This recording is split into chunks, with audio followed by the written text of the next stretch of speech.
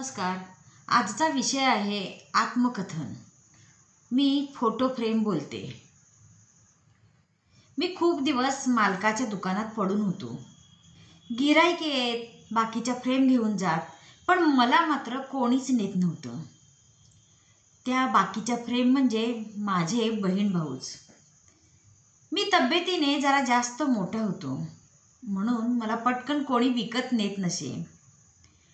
मालकाच्या मनातही विचार यायचा, कोणीतरी मला घेऊन जाईल का? खरं तर मी मोठ्या कुटुंबासाठीच तयार केलेलो होतो. वाट पाहण्याशिवाय माझ्याकडे आणि मालकाकडे पर्याय नव्हता. मी मनोमन विचार करायचो, कधी माझ्यात कोणाचा फोटो बसेल? एक दिवस 2 व्यक्ती दुकानात आल्या. त्यांनी मालकाला विचारलं, 15 माणसांचा फोटो आहे, तो मावेल एवढी मोठी फ्रेम आहे का? मालक त्यांच्या प्रश्नाने क्षणभर थबकला, कारण अशी मागणी कधीच आली नव्हती. त्या गिऱ्हाईकाने पुन्हा विचारलं, 15 माणसांचा फोटो मावेल एवढी फ्रेम आहे का तुमच्याकडे? मालक पटकन म्हणाले, हो आहे, आणि मला त्यांच्यासमोर आणलं. त्यांच्या चेहऱ्यावर समाधान उमटलं. ते दोघं आपापसात बोलले, किंमत विचारली, थोडा सौदाही झाला, आणि मग मालकाला तो सौदा पटला आणि मला त्यांच्याकडे दिलं गेलं. मला खूप आनंद झाला. अखेर मी कोणाच्या तरी उपयोगी येणार होतो. गाडीत बसताना मला अलगद हातात घेतलं गेलं. रस्त्याच्या हलक्याशा हादऱ्यामध्ये त्यांनी मला अजून जवळ घेतलं. घरात पोहोचल्यावर त्यांनी माझी ओळख आपल्या बायकोला करून दिली. ती आनंदाने म्हणाली, अहो किती सुंदर फ्रेम, आपल्याला हवी तशी मोठी मिळाली.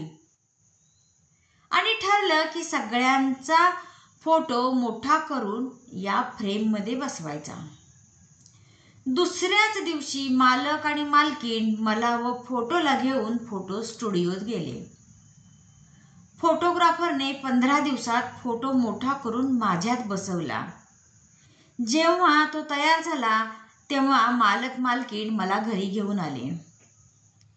त्या फोटोमध्ये मालक, मालकीण, मालकांचे आई वडील, आत्या, मुलं, काका काकू, त्यांची मुलं, सगळंच कुटुंब होतं. फोटो पाहून सगळ्यांच्या चेहऱ्यावर आनंद झळकत होता. सर्वानुमते मला हॉलमध्ये लावायचं ठरलं. मी येणाऱ्या जाणाऱ्या सगळ्यांना लगेच दिसायचो. पाहुणे विचारायचे, हे कोण, हे कोण, अशा गप्पा रंगायच्या. दर 15 दिवसांनी मला पुसलं जायचं. मालकाच्या आणि मालकिणीच्या हाताचा तो स्पर्श मला प्रेमळ वाटायचा. काही वर्षांनी मालकांच्या आई वडिलांचं निधन झालं. कुटुंबाचीही विभागणी झाली. हा फोटो कोणाकडे राहणार हा प्रश्न उभा राहिला.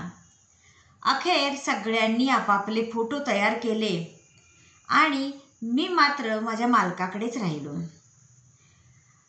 काळानुसार नात्यामध्ये दुरावा आला. घरात लोकांची वर्दळ कमी झाली. फोटोमधली माणसंच आता दिसू लागली.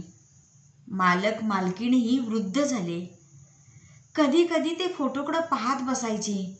मनातल्या मनात म्हणायचे, बरं झालं, किमान या फोटोमुळे चेहरे तरी दिसतात. मीही हळूहळू जुना होत गेलो. फ्रेमचा रंग उडू लागला. मग त्यांच्या मुलांनी विचारलं, अहो बाबा, हा फोटो जुना झाला आहे, आपण फ्रेम बदलूया का? बाबांनी होकार दिला आणि मला जाणवलं, माझं अस्तित्व आता संपणार आहे. माझ्या हातात काय होतं? माणसं माणसांची काळजी घेत नाहीत, मग मी एक फोटो फ्रेम, माझी काळजी कोण घेणार?